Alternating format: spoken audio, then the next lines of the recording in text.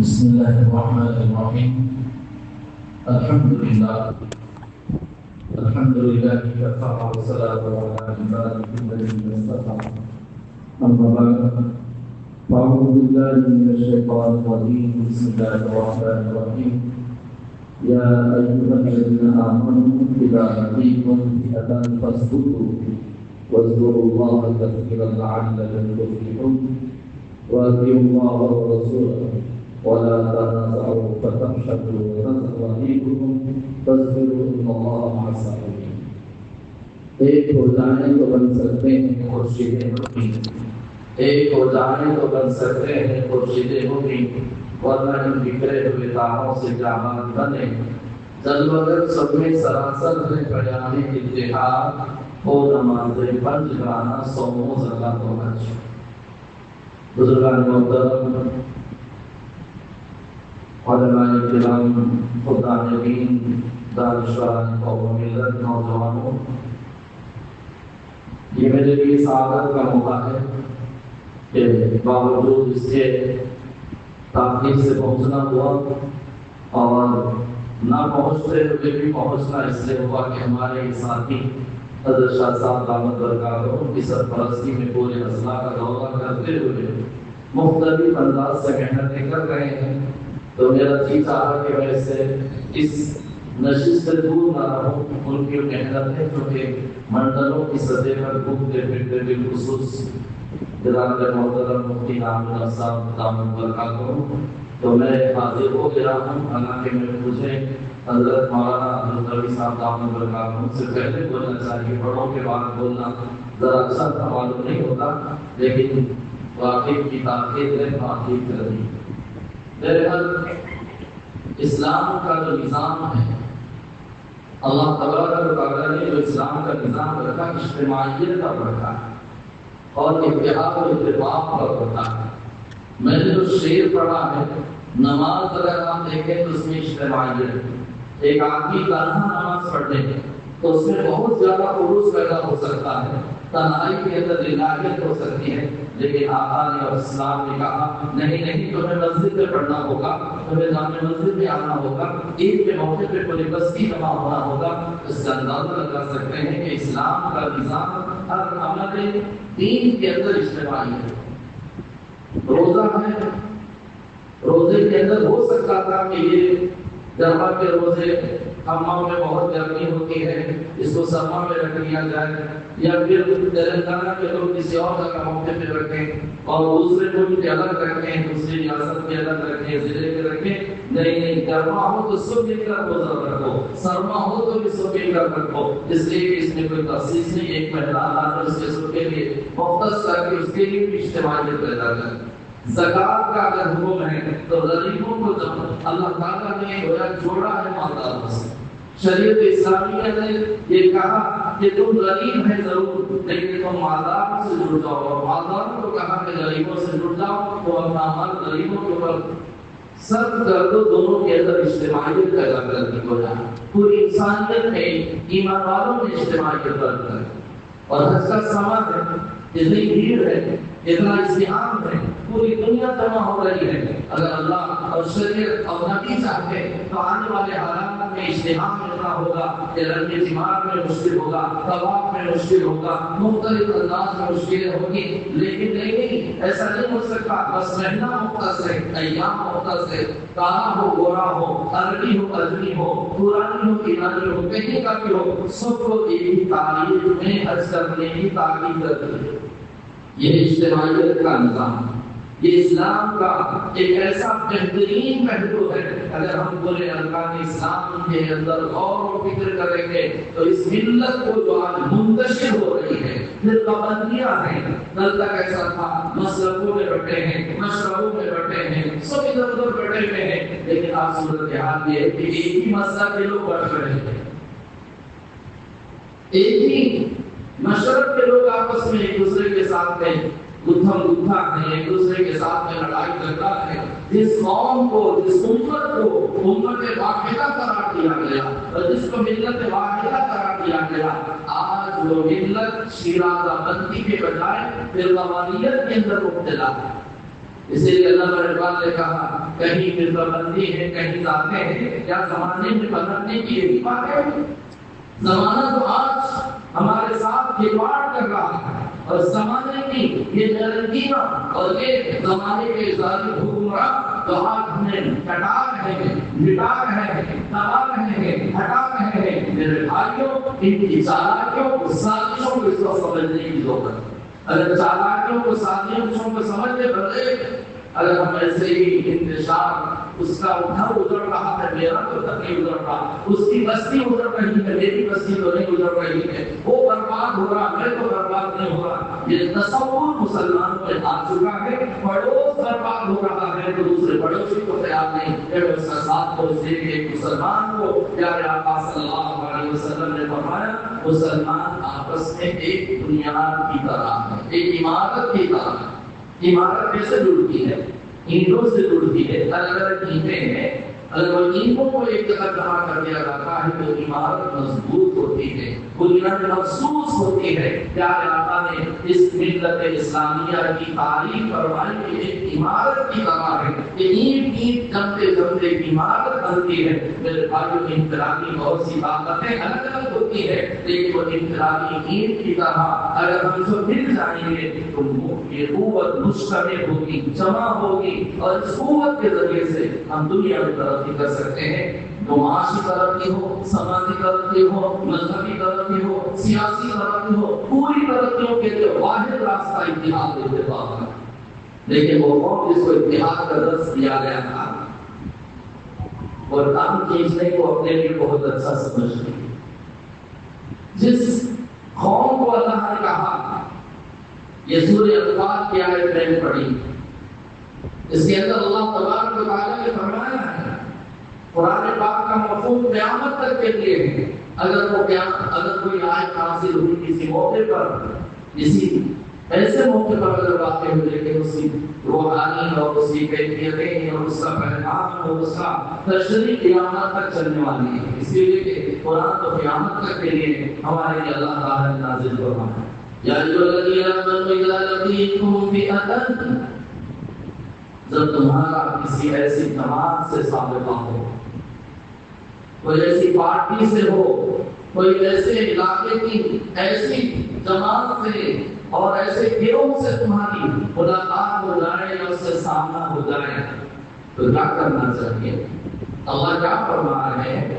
آج اگر ہمارا یہ سامنا گلی گلی، قصبہ قصبہ، دنیا کے بہت سے ضلعوں اور شہروں کے اندر جو ہمارا فرقہ پرستوں سے مقابلہ ہے، اسلام کو مٹانے والوں سے مقابلہ ہے، اسلام کو ختم کرنے والوں سے مقابلہ ہے، شکست کرنے سے مقابلہ ہے، مسلمانوں کی تمام طاقتوں کو ختم کرنے سے مقابلہ ہے، ہمارا مقابلہ اور ہمارا سامنا یہ ہے۔ اللہ فرما رہے ہیں بس سب سے پہلا کام یہ ہے کہ ثابت قدم رہو، اپنے آپ کو ثابت قدم رہو، ایمان پر جمو، اعمال پر جمو، اخلاق پر جمو، سماجی اعتبار سے جمو، معاشرتی اعتبار سے جمو، حق اعتبار سے اپنے آپ کے اندر جماؤ پیدا کرو، ایمان اور اعمال سب کے اوپر فصل اور اللہ کو یاد کرتے رہو، زیادہ سے زیادہ اللہ کو یاد کرو۔ حالات جتنے خراب ہو گئے اتنے حالات مسلمان اتنا یقین سے بھی دور ہو رہا ہے، اجتماعیت سے بھی دور ہو رہا ہے، اتحاد سے بھی دور ہو رہا ہے، اور اتفاق سے بھی دور ہو رہا ہے۔ حالات کی سنگینی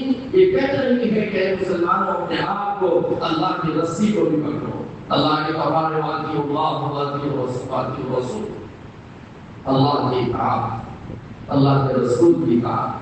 کتنے بندے ہیں جو اللہ اور اللہ کے رسول کی اطاعت اپنے لیے بہت زیادہ قیمتی سمجھتے ہیں، پورا معاشرہ اپنی اللہ کے اللہ کے رسول کی اطاعت سے ہٹ کر اپنی من پسند کی پر اور اپنے جو ہے چاہتوں پر، سوچوں پر، ارمانوں پر، خواہشوں پر، تمناؤں پر چل رہے ہیں۔ اللہ اس کے رسول کی اطاعت ان کے ذہن دماغ میں دور کر دی ہے۔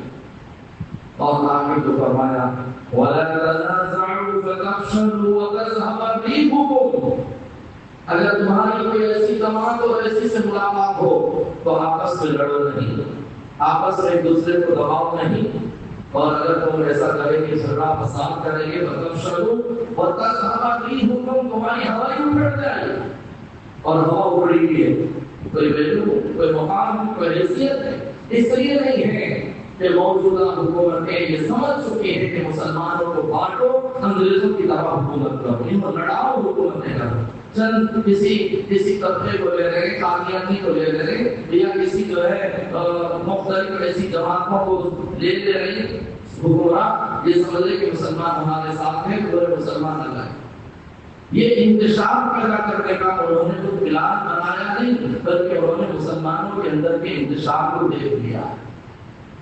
مسجد مسجد انتشار، محلہ محلہ انتشار، گھر گھر انتشار ہے، گھر گھر انتشار ہے، ایک گھر کے اندر اجتماع نہیں، ایک گھر کے اندر اتحاد نہیں، میاں بیوی میں اتحاد نہیں، بھائی بھائیوں میں اتحاد نہیں، بھائی بہنوں میں اتحاد نہیں، پڑوسی پڑوسی میں اتحاد نہیں، خاندانوں میں اتحاد نہیں، کسی میں اتحاد نہیں، تو کیسے ہم طاقت کا اس ساری طاقتوں کا مقابلہ کر سکتے ہیں؟ حالانکہ ہمارے اسلامی تاریخ بتاتی ہے اے مسلمانوں، جب تم دنیا میں محسوس رہے، عمارت کی مضبوطی کے ساتھ تم اپنے آپ کو مضبوط رہے ہیں، تو اللہ تعالیٰ نے نیت کے کمزور ایسے مسلمانوں کو اللہ تعالیٰ کامیاب کر کے بتایا جیسے بھائیوں نہ پیروں میں چپل تھے، نہ ہتھیار تھے، نہ تلوار تھے، نہ ان کے پاس سواریاں تھی، کچھ نہیں تھا، لیکن ان کے پاس آپس کا اتحاد اور اجتماعیت تھی۔ اور رسول اکرم صلی اللہ علیہ وسلم کے بینر تلے وہ غزوہ بدر کا میدان آپ کو یاد دلا رہا ہے کہ وہاں کا اتحاد تھا، پیروں کے اندر کچھ نہیں تھا، چپل اور کوئی اور چیزیں نہیں تھی، کوئی طاقت ظاہری نہیں تھی،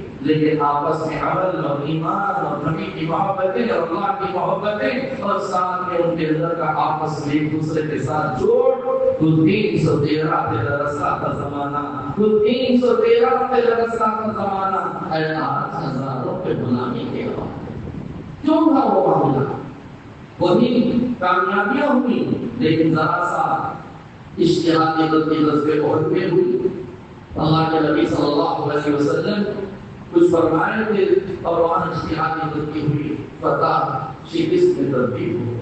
معلوم ہوتا ہے کہ اجتماعیت میں طاقت ہے۔ میرے بھائیوں، اس اجتماعی طاقت کو اگر ہم سمجھنے کی ضرورت ہے کہ ہم اپنے اس مزاج کو بنائیں، لیکن صورتحال یہ ہے اگر کوئی مدرسہ علماء ہے مجھے معاف کیجیے گا، اگر کسی عالم کی کسی علاقے میں بہت تعریف ہو رہی ہے تو دوسرا عالم اس کو ہضم کرنے کے لیے تیار نہیں، کسی ادارے کی تعریف ہو رہی ہے اس ادارے کو برداشت کرنے کے لیے تیار نہیں، اور اگر لیڈروں کا بھی حال سیاسی ایسے ہی ہے، کسی لیڈر کی تعریف ہوتی ہے تو دوسرے لیڈر کو اس کے سامنے مقابلے کے لا کر کہا جاتا ہے کہ اس کو جانتے ہیں یہاں کیا ہوتا ہے، میں جانتا ہوں کہ اس کے اندر کیا ہے۔ بجائے ملانے کے نبی پاک علیہ السلام نے فرمایا کہ میں تمہیں بتاؤں زکات اور روزے اور نماز سے زیادہ کوئی اہم چیز، پیارے آقا صلی اللہ علیہ وسلم نے صحابہ سے مخاطب کر کے فرمایا کہ ایک ایسی چیز اللہ کے نبی نے فرمایا کہ تم لڑنے والے دو آدمیوں میں صلح کرا دو، ملا دو۔ نماز سے زیادہ اہم ہے، لیکن امت جہاں موقع مل رہی بجائے ملانے کی لڑا رہی، چڑھا گئی، ایسا چڑھا دیتے ہیں کہ دونوں مل بھی نہ پائے، دونوں خاندان کو ٹوٹے پائے۔ تو جب تنظیموں میں جماعتوں میں انتشار ایک مسلک کے ہو کر انتشار ہو تو وہ قوم کو جو ہمارے خون کی پیاسی ہماری کنارے پہ لانا چاہتی ہے، ہمیں آنچے پہ لگانا چاہتی ہے، اس کے اندر ہم اس کا مقابلہ کیسے کریں؟ اس لیے میرے بھائیوں، اجتماعیت کا نظام جو اسلام نے رکھا ہے، اپنے دلوں کے اندر کے کینے کو دور کریں گے تو آپس میں ملنا آسان ہے۔ انسان سے انسان کو کینہ نہیں اچھا، جس سینے میں ہو کینہ وہ سینہ نہیں اچھا۔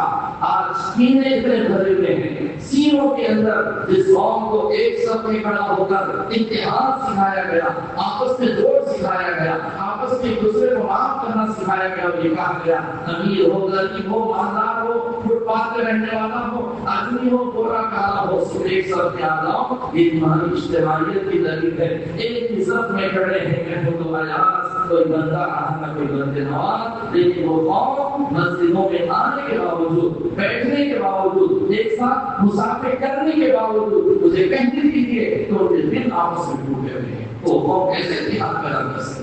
ان کے دلوں آپس میں جڑ رہے ہیں، بیٹھ رہے ہیں، خالی مسکرا رہے ہیں، سلام کر رہے ہیں، لیکن اندر کا کینہ ٹوٹ نہیں ہو رہا ہے، اور جو کینہ دور نہیں ہو رہا ہے، تو اتحاد نہیں آ رہا ہے، اتفاق نہیں پیدا ہو رہا ہے۔ اس لیے اللہ کے نبی نے تو فرمایا تھا اس امت کو کہ تم اپنے دینوں کو اپنے دلوں سے صاف کرو، اس لیے کہ تمہیں جنت کی بشارت اللہ کے نبی نے دی۔ میں پھر ایک شخص آیا، اللہ کے نبی نے کہا جنتی دیکھنا ہے اسے دیکھو۔ ایک دن کہا، دو دن کہا، تین دن کہا، جب 3 دن ہو گئے پھر کیا بات ہے کہ جنت کی کہا؟ صاحب رسول ان کے اندر فکریں ہوا کرتی تھی صحابہ میں، کوئی اچھی بات ہو تو لے لینے کی۔ رسول اللہ صلی اللہ علیہ وسلم کے اس صحابی کے ساتھ میں گئے، کوئی اچھا عمل ہوگا تو دیکھو۔ گئے، وہ بھی نماز پڑھ رہے، یہ بھی نماز پڑھ رہے، کوئی معمولی ایسا کام نہیں ہے عبادت ہوگا جس میں اللہ کے نبی نے جنت کی بشارت دی۔ کتنی دفعہ نہیں سنے آپ؟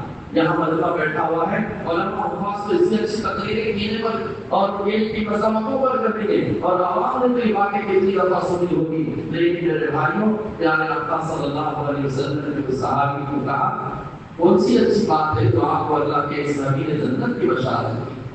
تو انہوں نے کہا کہ میرے پاس تو کچھ نہیں ہے، لیکن میں کسی مسلمان کے اپنے دل میں کینہ نہیں رکھتا۔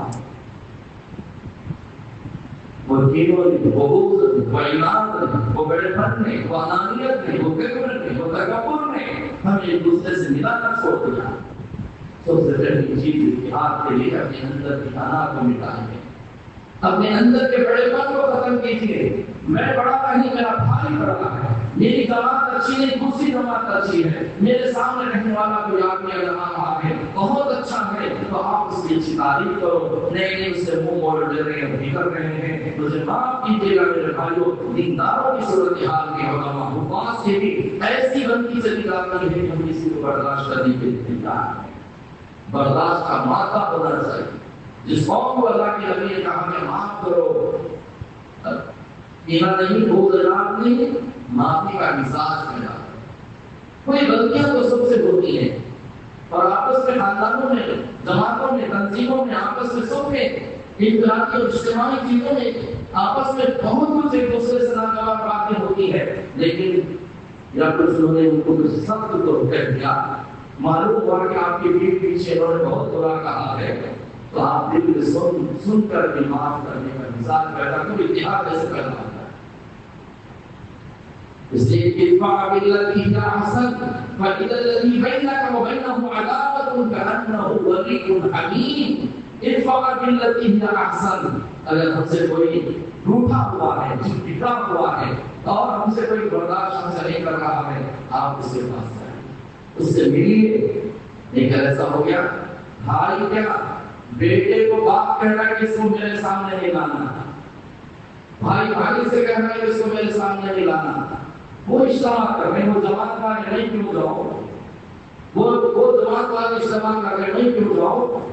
یہ جماعتوں کے اندر کا اختلاف، یہ آپس میں دوسرے کی گولیاں ہمیں کچھ نہیں کر پا رہے ہیں، ہمیں اتحاد اور اتفاق کا ہم سبق تو دے رہے ہیں لیکن ہونے کے لیے تیار نہیں۔ اگر اتحاد اور اتحاد لینا چاہتے ہیں تو ملت کو آپس میں ایک دوسرے کی غلطیوں کو معاف کر کے اپنے اندر کے بڑے پن کو سب سے پہلے ختم کرنا۔ یہ جو دیگر ہے نا، یہ بڑا پن ہے ہمارے اندر کی انانیت، میں کچھ نہیں ہوں۔ اگر ہم غور کریں تو میں ایک ناپاک خطرے کا انسان ہوں۔ حضرت ابوبکر صدیق رضی اللہ تعالیٰ نے فرمایا تھا اپنی حیثیت کو بیان کرتے ہوئے کہ وہ تو وہ ہے جس کے پاس وہ ناپاک کی قطرہ ہے، جس سے وجود بخشا ہے اللہ نے۔ کبریائی، بڑائی، یہ تو اللہ کو سہتے۔ اگر ہم اپنے آپ کو بڑا نہیں سمجھ کر، جیسے ابھی مولانا نے کہا کہ تواضع، خاکساری، فروتنی، جھکنا، یہ مثالوں میں آنے کی سخت ضرورت ہے۔ یہ نہیں آ رہا ہے، اس لیے ہم نہیں مل پا رہے ہیں، نہیں جڑ پا رہے ہیں۔ آج بھی اگر ہمیں ملنا ہے، جڑنا ہے میرے بھائیوں، تو اس انانیت کو بھی ختم کرنا ہوگا، اس اندر کے جذبے کو بھی ختم کرنا ہوگا، اور ساتھ میں معافی کا مزاج۔ ہم اس نبی کے امتی ہیں، اس نبی کے نام لینے والے ہیں جس آقا نے اپنے جانی دشمنوں کو معاف کیا۔ حضرت حمزہ رضی اللہ عنہ کا نام کان کاٹ کر جس ہندا نے اپنے گلے کا ہاتھ بنایا تھا اور ان کا کلیجہ نکال کر چلایا تھا. اور پیارے آقا کے میں اور آپ نام لینے والے ہیں, ان کی سیرت بیان کرتے ہیں, ان کی تاریخیں بیان کرتے ہیں, لیکن جب معافی کا معاملہ آتا ہے تو معاف نہیں کرتے. میرے آقا نے فتح مکہ کے موقع پر اس وحشی کو معاف کیا تو حضرت سید الشہداء حضرت حمزہ کا قاتل تھا, ایمان لایا تو نبی نے انہیں معاف کیا. ہندا جس نے کلیجہ چلایا تھا اس کو معاف کیا. نبی نے جسے راستے میں کانٹے بچھائے اس کو معاف کیا, جسے پورا کر کے ڈالا اس کو معاف کیا, اور جس سے اللہ کے نبی صلی اللہ علیہ وسلم کو طائف کے میدان میں لہو لہان کیا اس کو معاف کیا. اور میں کیا میرا کوئی ظالم دشمن ہے, کوئی مجھے قتل کرنے والا ہے؟ 10 کے میرے خلاف کوئی بات کہہ دیا تو مجھے معاف کرنے کے لیے مجھے تیار ہے. میرے بھائیوں, بزرگوں, علماء, حفاظ, مدرسین, یہ جو قافلہ پورے میں ضلعوں میں جو چل رہا ہے, یہی پیغام حضرت شاہ صاحب دامت برکاتہ ہم سے کہہ رہے ہیں. ہم اپنے دلوں کو وسیع کریں, اپنے دلوں کے اندر وسعت پیدا کریں, اپنے دلوں کے اندر کی کچی کمی کو دور کریں. پھر اللہ کو میرے بھائیوں, اگر نہیں حال اس ملک میں مسلمانوں کا ہوگا, ہم پچھڑے پہ رہیں گے, منتشر رہیں گے, تو پھر ہمیں ایسے بکھراؤ کر کے منتشر کر کے یہ لوگ ہمارے اوپر ایسے ہی قابض رہیں گے اور چلتا رہے گا. ہم روتے رہیں گے, افسوس کرتے رہیں گے اور کہیں گے کیسی حکومت آئی, کیسے لیڈر آئے اور کیسا معاملہ ہوا. تو ایک دوسرے کا ایک اعتبار خیال کریں. علماء آپس میں, حفاظ, مدارس, مسجدیں, سب تنظیمیں اپنی اندرونی چیزوں کو بھلا کر اگر ایک دوسرے کو انگیز کریں, معاف کریں, بڑا سمجھیں گے, انشاءاللہ یہ محبتیں پیدا ہوگی. معافی کے ساتھ اسی طرح اپنے اندر کے تمام جذبے کو بھی دور کریں گے تو انشاءاللہ ہمارے لیے بہت سی خوبیاں اللہ تبارک و تعالیٰ پیدا کریں گے. اسی طرح لیڈر ہے, بہت سے لیڈر ہمارے کام کرتے ہیں, خدمت کرتے ہیں, ان لیڈروں کی قدر کرو. اگر کوئی لیڈر ہمارے گلی میں ہے, چھوٹا لیڈر ہے, ضلع کا لیڈر ہے, قائد ہے, تو اس کی طرفداری کرو, اس کو اور ہم کے سر نہیں, اس کو دباؤ, اس کو نیچے کرو. نہیں یہ لیڈر اچھا ہے, وہ لیڈر اچھا ہے, وہ لیڈر اچھا ہے, وہ لیڈروں کو خراب کر کے ہم انگلیاں اٹھاتے ہیں اور یہ صورتحال ہوگی کہ ہماری کوئی ریاضت نہیں ہے. یہ اجتماعیت بھی ختم ہو رہی ہے. سیاسی اجتماعی قوت کو بھی برداشت کرنے کے لیے اپنے قائدین کی بھی قدر کرو. تو اپنے علاقوں کے اندر, اپنی بستیوں میں قوم و ملت کا معمولی طور پر لے کر کے اگر وہ پھر رہا ہے تو اس کی قدر کرو, اس کو اقدام پکڑ کر مت کیجو. ورنہ تو جیسے حضرت مولانا عبد صاحب رحمۃ اللہ علیہ نے کسی وقت فرمایا تھا, بات ختم کرتا ہوں, کہ وہ کسی منگایا گیا تھا کہ بیڑکوں کو کہیں پر منگایا گیا تھا اور کسی ملک کے ہر جگہ کے ہندوستان کے بیڑک کو ڈبہ بند کرنے کے بجائے جدا رکھ کے بھیج دیا گیا. یہ تو اتنی دور سے آ رہا ہے, مثال ہو سکتی ہے, واقعہ ہو سکتا ہے. حضرت کا میں نے اس کو قرآن سنا تھا تو حضرت کی بات میں اللہ صاحب نے کہا کہ ڈبے کا ڈھکن جدا ہے. تو وہاں پہ پوچھے کہاں پر محمد نے یہ کیا ہے, ڈھکن کھلنا اس سے نکل کے چلے گئے. نہیں یہ ہندوستان کے اوپر چڑھتا تو نیچے ٹانگ پکڑ کھینچ دیتے, وہ اوپر پڑنے نہیں لگتا.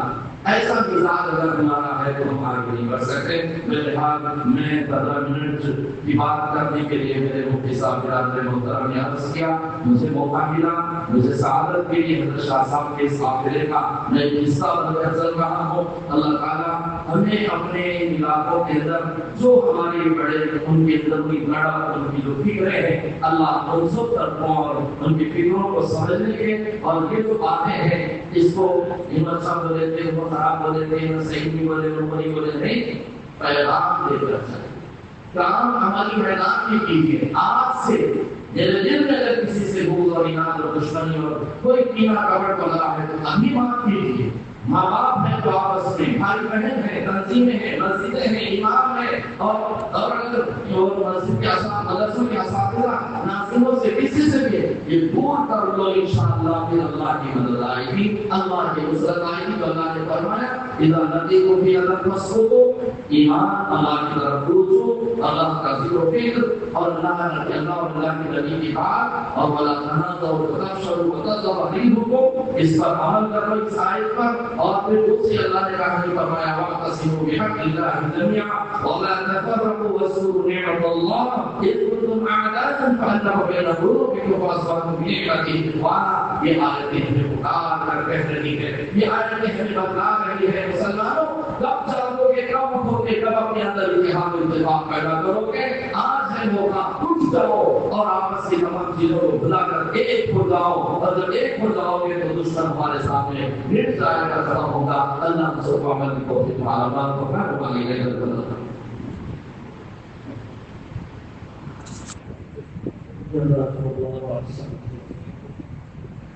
میرے بھائی کے دروازے میں نہ آیا جائے گا تو کیا فرمائی وہ یہی ان اکثر باتوں کا مثالی نمونہ ہے. اپنے شاگردوں کے پاس جاتے ہیں، چھوٹے سے چھوٹے گاؤں میں جاتے ہیں، ہر تنظیم کے پاس جاتے ہیں، صحابہ القرآن میں بھی جاتے ہیں، جمعیت میں بھی جاتے ہیں، دوسروں کے مدرسے کے قائم کرنے میں بھی حصہ لیتے ہیں، نو پانیوں کو ہمت بھی بتاتے ہیں. اللہ تعالیٰ آپ کو جزا خیر عطا فرمائے. یہی سمجھایا گیا ہم سب کو کہ مسجد مرکز عبادت ہی نہیں، مرکز دعوت اور مرکز خدمت بنانا ہے. یہ بات بار بار دہرائی ہے. پہاڑ پر چڑھنے کے لیے جھکنا پڑتا ہے. اگر اوپر سے کھڑے ہو کر لوگوں کو چھوٹا دیکھ رہا ہے تو لوگ نیچے سے بھی اس کو چھوٹا ہی دیکھ رہے ہیں. ایسی نادانی مت کریں. جب پہاڑ پر آدمی پہنچ جاتا ہے، طوفان آتے ہیں، ہوائیں زیادہ محسوس ہوتی